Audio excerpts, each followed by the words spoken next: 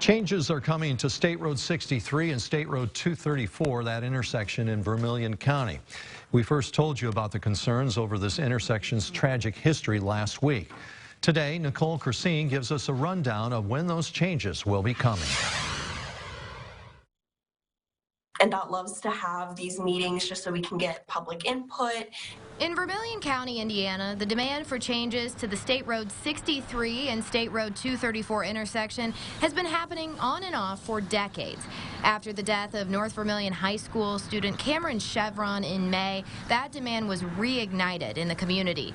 Earlier this week, NDOT representatives came to town to meet with concerned county and state leaders and came away with short-term and long-term plans. A lot of the short-term measures were things that we were already going to implement prior to this fatality. So those dual LED flashing stop signs on State Road 234, we expect to have those installed by the end of next week. The same goes for those dual LED flashing intersection warning signs. We expect those to be installed by the end of next week. We are going to go ahead and still install some of that overhead street lighting to improve that nighttime visibility in the area.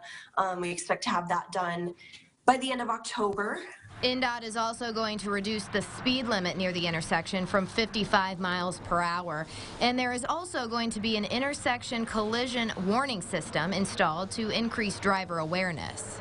These systems use vehicle detectors under the pavement, and if they detect a vehicle that's either waiting or passing through the intersection, it'll give you a flash. So it has amber flashing lights and also different messages, signage. We can change what that says, but it would say something like vehicle approaching or entering intersection with traffic involved. These pilot programs, as they have been in other states, so these ICWSs could reduce traffic accidents by 30%, up to 30%.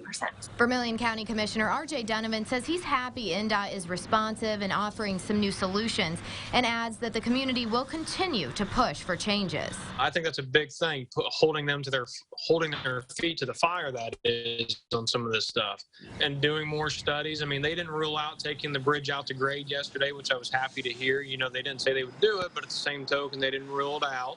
And NDOT will continue to ask for feedback from the public as they work to improve safety at the intersection. And public hearings will be held for input as well before we make any major changes, and we will make sure to get the word out on social media, send out releases, just making sure that the public does have an opportunity to come and hear kind of the options that we have. Reporting in Vermilion County, I'm Nicole Christine.